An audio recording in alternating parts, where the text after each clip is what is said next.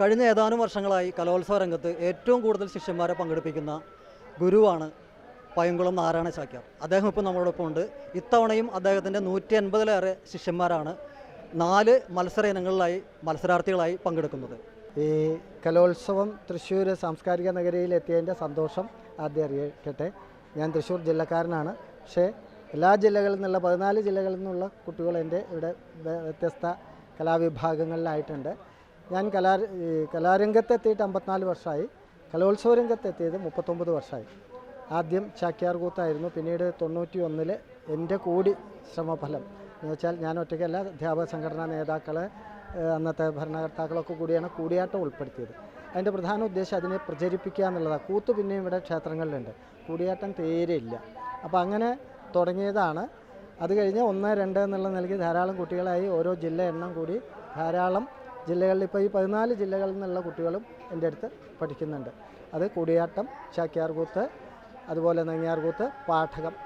ഇത് എന്നെ സംബന്ധിച്ചതൊരു, ഞാൻ എപ്പോഴും പറയുന്നതാണ്, എനിക്കിതൊരു മത്സരമല്ല, എനിക്കല്ല, എൻ്റെ സംഘാംഗങ്ങൾക്കും ഇത് ഒരു ഉത്സവമാണ്.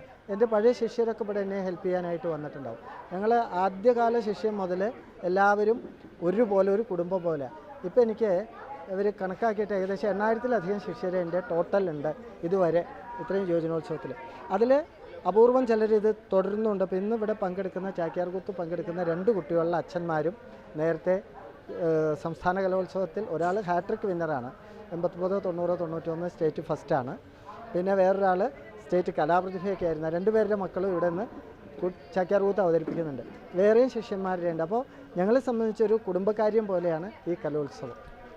ഈ മത്സരത്തിൽ ഇത്തവണ എത്ര പേര് ശിഷ്യരായിട്ട് പങ്കെടുക്കുന്നു?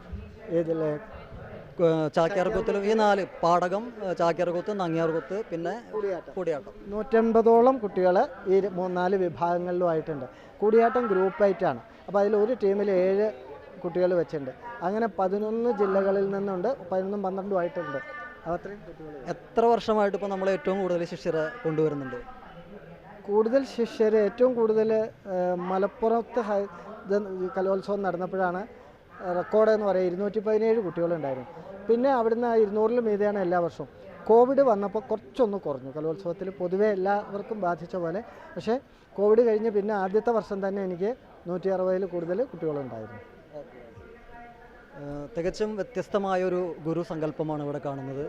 ഈ കഴിഞ്ഞ 10 വർഷത്തോളമായി ഏറ്റവും കൂടുതൽ ശിഷ്യരെ കലോത്സവത്തിൽ പങ്കെടുപ്പിച്ച ശ്രീ പയങ്കുളം നാരായണ ചാക്യാരാണ് നമ്മൾ പരിചയപ്പെട്ടത്. അദ്ദേഹത്തിൻ്റെ ശിഷ്യർ 4 വിഭാഗങ്ങളിലുള്ള ഇനങ്ങളിലാണ് മത്സരിക്കുന്നത്. ചാക്യാർകൂത്ത്, കൂടിയാട്ടം, നങ്ങ്യാർകൂത്ത്, പാഠകം എന്നീ ഇനങ്ങളിലായി 8000-ലേറെ ശിഷ്യരാണ് അദ്ദേഹത്തിനുള്ളത്. സാഹിത്യ അക്കാദമി വേദിയിൽ നിന്നും ക്യാമറാമാൻ സിബി പോട്ടോറിനോടൊപ്പം അഗസ്റ്റിൻ, TCV ന്യൂസ്.